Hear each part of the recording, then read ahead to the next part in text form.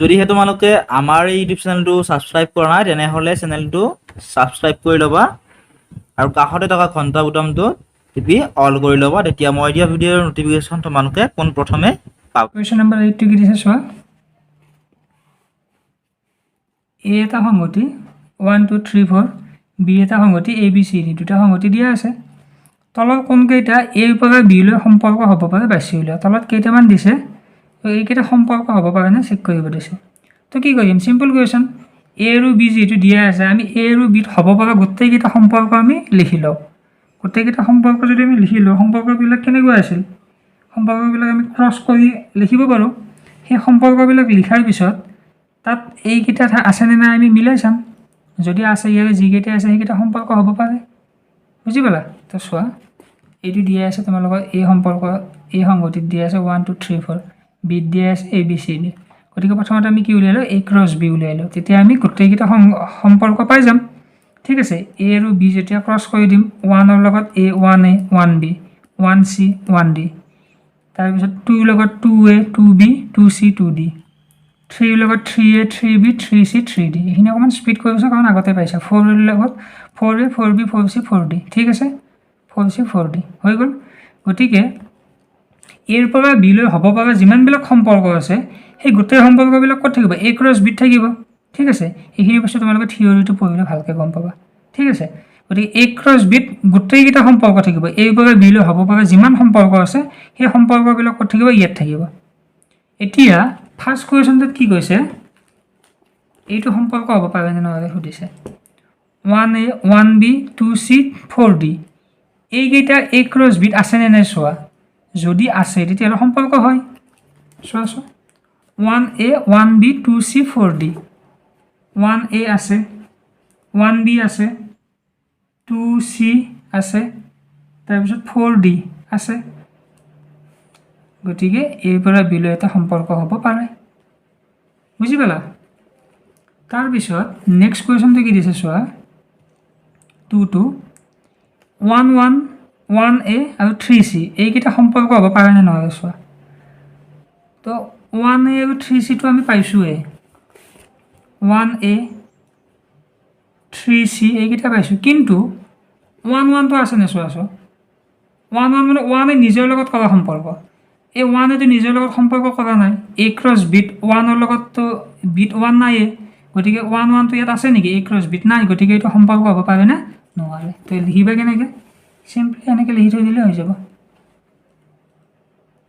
এৰ পৰা বিলৈ সম্পৰ্ক হ'ব নোৱাৰে কাৰণ 1 1 ক্ৰমিক যুগলটো এ ক্ৰছ বিত নাই।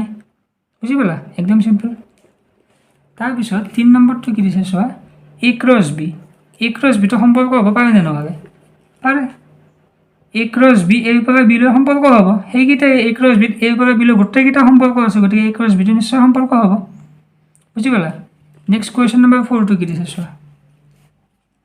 A1 B2 C3, এইটো সম্পৰ্ক হ'ব পাৰে নে চোৱা। ইয়াত চোৱা, আৰম্ভণিতে আদি ক্ষেত্ৰত কি কি আছে, এ বি চি আছে, কিন্তু আমি যেতিয়া এৰ পৰা বিলৈ সম্পৰ্ক উলিয়াইছিলোঁ আমি প্ৰথমতে এৰ মৌলকেইটাহে লিখিব লাগে, কিন্তু ইয়াত এৰ মৌলকেইটা আছে নেকি, ইয়াত বিৰ মৌলকেইটা আছে। চোৱা, বিত স্মল এ আছে, স্মল বি কেপিটেল বিত আছে, চি এইটো চি বি সংগতিটোত আছে। তাৰমানে এইটো এ ক্ৰছ বি হৈ থকা নাই, এইটো কি হৈছে, এইটো বি ক্ৰছ এ হৈছে। এ ক্ৰছ বি আৰু বি ক্ৰছ এ দুটা সমান নহয়, যিহেতু সমান নহয় গতিকে এইটো সংগতি হ'বনে, এইটো সম্পৰ্ক হ'বনে নহয়। চোৱা, ইমান এৰ পৰা বিলৈ সম্পৰ্ক হ'ব নোৱাৰে, কাৰণ মই যিটো ক'লোঁ এইটো এ ক্ৰছ বি নহয়, এইটো হ'ল বি ক্ৰছ এ। আমি লিখি দিছোঁ চোৱা, কাৰণ এইটো 1A B2 C3 এই ক্ৰমিক যুগলবিলাক বিৰ পৰা এলৈহে সম্পৰ্ক, কিন্তু এৰ পৰা বিলৈ সম্পৰ্ক হ'ব নোৱাৰে। ঠিক আছে, কুৱেশ্যন নম্বৰ 5টো কি দিছে, ফাই। এইটো কি দিয়া আছে, এইটো এটা একক সংগতি য'ত এটা মৌল আছে, সেইটো ফাই। বুজি পাইছা, ছিংগল ফাই আৰু এইটো ফাইৰ মাজত ডিফাৰেঞ্চটো জানা তোমালোকে নিশ্চয়। এইটো এটা একক সংগতি য'ত এটা মৌল আছে আৰু সেই মৌলটো ফাই। এতিয়া এ ক্ৰছ বিত যিকেইটা আমি সম্পৰ্ক পাইছিলোঁ তাত এই ফাইটো আছিল নেকি, তাততো আমি ফাইটো পোৱা নাছিলোঁ, গতিকে ফাইটো সম্পৰ্ক হ'ব পাৰেনে নোৱাৰে। ফাই এৰ পৰা বিলৈ সম্পৰ্ক হ'ব নোৱাৰে কাৰণ ফাইটো ক'ত নাই, এ ক্ৰছ বিত নাই। বা phi does not belongs to A cross B ঠিক আছে হৈ গ'ল 6 নম্বৰটো নিজে তোমালোকে ট্ৰাই কৰা নেকি 1C 2C 3C 4C ইয়াত চাই লোৱা 1C টো আছে নে 2C টো আছে নে 3C আৰু 4C আছে নে নাই চোৱা যদি আছে সম্পৰ্ক হয় যদি নাই সম্পৰ্ক নহয় ঠিক আছে তো মইতো কৈ নিদিওঁ ইয়াত লিখা আছে সম্পৰ্ক হ'ব পাৰে নোৱাৰে এইখিনি চাই ল'বা তোমালোকে নিজে ঠিক আছে হ'ব কৈ দিলোঁ মইতো সম্পৰ্ক হ'ব পাৰে হা নেক্সট চোৱা কি দিছে কুৱেশ্যন নম্বৰ 9 ইম্পৰ্টেণ্ট কুৱেশ্যন হা তো কি দিছে স্বাভাৱিক সংখ্যা এনৰ ওপৰত এটা সম্পৰ্ক আৰু এনেদৰে সংজ্ঞাবদ্ধ কৰা হ'ল যে এ আৰু বিৰ পৰা এটা সম্পৰ্ক আছে এ আৰু বিৰ লগত এটা সম্পৰ্ক আৰ হয় যদি এ ইকুৱেল টু বি স্কুৱেৰ আৰু A B belongs to N তাৰমানে এ বিটো ক'ত আছে স্বাভাৱিক সংখ্যাত আছে আৰু সম্পৰ্কটো কেনেকুৱা ধৰণৰ এ ইকুৱেল টু বি স্কুৱেৰ তাৰমানে বিক যদি আমি স্কুৱেৰ কৰি দিওঁ যিটো মান পাওঁ সেই মানটো এৰ সমান হয়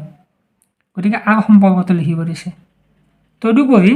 বিধি নিৰ্দিষ্ট পদ্ধতিত আৰ ইনভাৰ্ছ উলিওৱা মানে আৰৰ বিপৰীত সম্পৰ্কটো উলিওৱা আমি যদি আৰ সম্পৰ্কটো পাওঁ তাক আমি ওলোটাই দিলে বিপৰীত সম্পৰ্কটো পাই যাম এইটো তোমালোকে জানাই কি দিছে চোৱা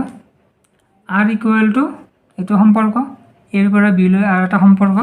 আৰু কি দিছে চাৰ্চ ডেট A equal to B square আৰু লগতে এ বি বিলংছ টু কি দিছে এন দিছে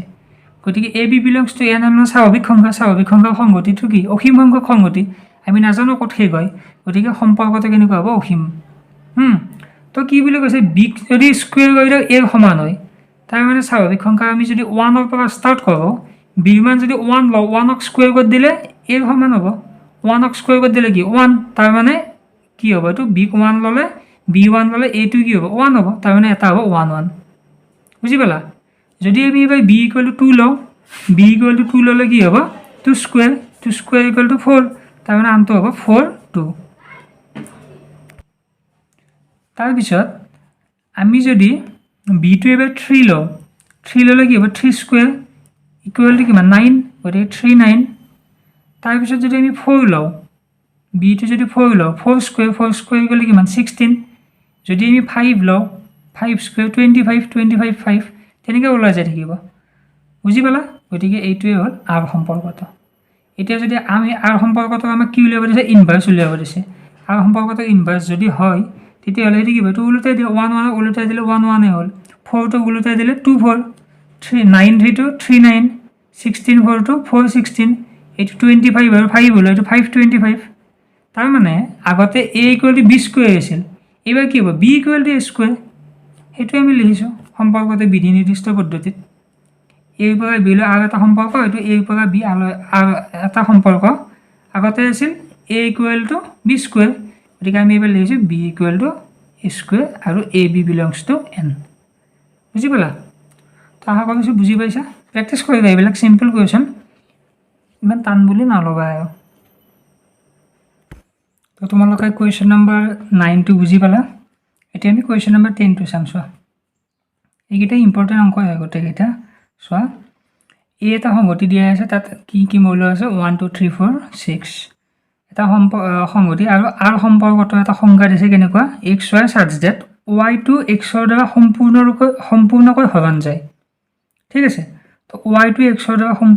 সম্পূৰ্ণকৈ হৰণ যায় আৰু X Y belongs to A X ৱাইটো ক'ত আছে এইট আছে আৰু ৱাইটো মানে পিছৰটো ফাৰ্ষ্টৰ দ্বাৰা সম্পূৰ্ণৰূপে হৰণ যায় এক্স ৱাই আছে ৱাইটো পিছত আছে ঠিক আছে তেতিয়াহ'লে আমাক কি কৈছে আৰত থকা মৌলৰ সংখ্যা কিমান আৰু সেইবোৰ তালিকা দিয়া ঠিক আছে আৰত কিমানটা মৌল থাকিব সেইটো সুধিছে আৰু এখন তালিকাভুক্তিকৰণ পদ্ধতিত লিখিব দিছে আৰু লিখাৰ পিছত আমি আৰ ইনভাৰ্ছ উলিয়াব পাৰিম ঠিক আছে তাৰপিছত আৰৰ ডোমেইন উলিয়াব দিছে ঠিক আছে আদি ক্ষেত্ৰ আৰৰ পৰিসৰ উলিয়াব দিছে আৰ ইনভাৰ্ছৰ আদি ক্ষেত্ৰ উলিয়াব দিছে আৰু আৰ ইনভাৰ্ছৰ পৰিসৰ উলিয়াব দিছে ঠিক আছে চ' প্ৰথমতে আমি আৰ সম্পৰ্কটো লিখি ল'ম কি দিছে চোৱা এ ইকুৱেল টু দিয়া আছে 1 2 3 4 6 আৰু লগতে আৰ সম্পৰ্কটো দিয়া আছে এক্স ৱাই চাৰ্জ ডেট ৱাইটো এক্সৰ দ্বাৰা সম্পূৰ্ণকৈ হৰণ যায় য'ত এক্স ৱাই বিলংছ টু এ যিহেতু ৱাইটো এক্সৰ দ্বাৰা সম্পূৰ্ণৰূপে হৰণ যায় তাৰমানে প্ৰথমতে কি হ'ব যদি আমি 1টো ধৰোঁ 1 1 হ'ব 1 এদি 1ক হৰণ যায় তাৰপিছত 1 2 হ'ব একেদি 2ক হৰণ যায় তাৰপিছত 1 3 হ'ব 1 4 হ'ব 1 6 হ'ব কাৰণ একেদি গোটেইকেইটাকে হৰণ যায় তাৰপিছত যেহেতু এক্সৰ দ্বাৰা হৰণ যায় বুলি কৈছে ৱাইটো এক্সৰ দ্বাৰা মানে প্ৰথমটোৰ দ্বাৰা ছেকেণ্ডটো হৰণ যায় 181ক 182ক 183ক 184 185ক 182 সকলোকে হৰণ যায় তাৰপিছত নেক্সট 2ৰে চোৱা 2ৰে 1ক হৰণ যায় নেকি নাযায় 2ৰে 2ক যায় 2ৰে 3ক যায় নেকি নাযায় 2ৰে 4ক যায় 2ৰে 5ক 5টো নাই 2ৰে 6ক যায় তাৰপিছত 3D 1ক যায় নেকি নাযায় 3D 2ক নাযায় 3D 3ক যায় 3 3D 4ক নাযায় 3D 6ক যায় 3 6 4D 1ক যায় নেকি নাযায় 4D 2ক নাযায় কাৰণ সম্পূৰ্ণৰূপে হৰণ যায় মানে আমি গোটা সংখ্যাত পাব লাগিব 1 2 3 4 তেনেকুৱা পাব লাগিব 4D 2ক সম্পূৰ্ণৰূপে হৰণ নাযায় কিন্তু 2D 4ক যায় 4D 3ক নাযায় 4D 4ক যায় 4 গুণ 4 4D 6ক যায় নেকি নাযায় সিমিলাৰলি 6D 1ক নাযায় 6D 2ক নাযায় 6D 3ক নাযায় 6D 4ক নাযায় 6D 6ক যায় গতিকে আমি এইকেইটা মৌল কি পালো আমি আৰু সম্পৰ্কত 1 1 1 2 1 3 1 4 1 6 2 1 2 4 2 6 3 3 3 6 4 4 6 6 গতিকে আমাক সুধিছে আৰত থকা মৌল সংখ্যা কিমানটা হ'ল চোৱা 1 2 3 4 5 6 7 8 9 10 11 12 গতিকে আৰত থকা মৌল কিমানটা 12টা কিমানটা 12টা বুজি পালা গতিকে আমাৰ এইটো হৈ গ'ল আৰত থকা মৌল সংখ্যা কিমান উলিয়ালো 12টা আৰু হেবোৰ তালিকা দিয়া কৰিলো আমি তালিকাখন উলিয়াইলো আমি হিসাব কৰি লিখিলো নেক্সট আমাক সুধিছে আৰ ইনভাৰ্স উলিওৱা হেতু আমি উলুতাই দিম তো এইকেইটা আমি আৰৰ মৌল পাইছিলো হল 1 1 1 2 1 3 1 4 গতিকে আৰ ইনভাৰ্স মানে কি হ'ব সেইকেইটা আমি উলুতাই দিম তো এইটো তোমালোকে নাচালো ইয়াত লিখিব পাৰিবা নিজে নিজে 1 1ক উলুতাই দিলে 1 1 হ'ল 1 ক উলুতাই দিলে 2 1 1 3 ক উলুতাই দিলে 3 1 1 4 ক উলুতাই দিলে 4 1 1 6 ক উলুতাই দিলে 6 1 2 2 উলুতাই দিলে সেম থাকিব 2 4 ক উলুতাই দিলে 4 2 2 6 এটো 6 ঠিক আছে 2 6 ক উলুতাই দিলে কিমান হ'ব 6 2 3 3 উলুতাই দিলে 3 3 3 6 ক উলুতাই দিলে 6 3 4 4 ক উলুতাই দিলে 4 4 আৰু 6 6 ক উলুতাই দিলে অবভিয়াসলি 6 6 থাকিব বুজি পালা গতিকে আৰ ইনভাৰ্সটো উলিয়ালো এতিয়া আমাক কি উলিয়াব দিছিল কোৱেশ্চন নম্বৰ 2 কৰিলো 3 আমাক দিছিল আৰৰ আদি ক্ষেত্ৰ আৰৰ পৰিসৰ গতিকে এইটো আমি আৰ উলিয়াই লৈছিলো আৰৰ আদি ক্ষেত্ৰত কি মৌল থাকিব 1 থাকিব এইকেইটা 1 এ আছে 2 থাকিব তাৰপিছত 3 থাকিব আৰু 4 থাকিব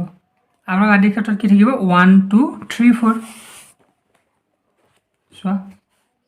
আৰৰ আদি ক্ষেত্ৰত 1 2 3 4 6 থাকিব কাৰণ 6 দি 6 হৰণ যায় এইটো আছে 6 6 6 থাকিব ঠিক আছে তাৰপিছত আৰৰ পৰিসৰত কি থাকিব চোৱা 1 থাকিব 2 থাকিব 3 থাকিব 4 থাকিব 6 থাকিব 2 4 6 থাকিব 3 6 4 5 4 6 তাৰ মানে 1 থাকিব 2 থাকিব 3 থাকিব 4 থাকিব 6 থাকিব মানে এই সম্পৰ্কত মানে এই সংগঠিত থকা গোটেইকেইটা মৌল থাকিব 1 2 3 4 6 হৈ গ'ল একেদৰে আৰ ইনভাৰ্সত আদি ক্ষেত্ৰত কি থাকিব পাৰিবা এইটো উলিয়াব এইটো চোৱা ইয়াত কি থাকিব 1 2 3 4 6 2 4 6 3 6 4 6 মানে 1 2 3 4 6 1 2 3 4 6 ঠিক তেনেকৈ পৰিসৰত কি থাকিব 1 1 1 1 1 2 2 2 3 4 6 তাৰ মানে এই সংগঠিত থকা মৌলকেইটাই থাকিব এইটো 1 2 3 4 6 1 2 3 4 6 বুজি পালা প্ৰেক্টিছ কৰিবা এইকেইটা কুৱেশ্যন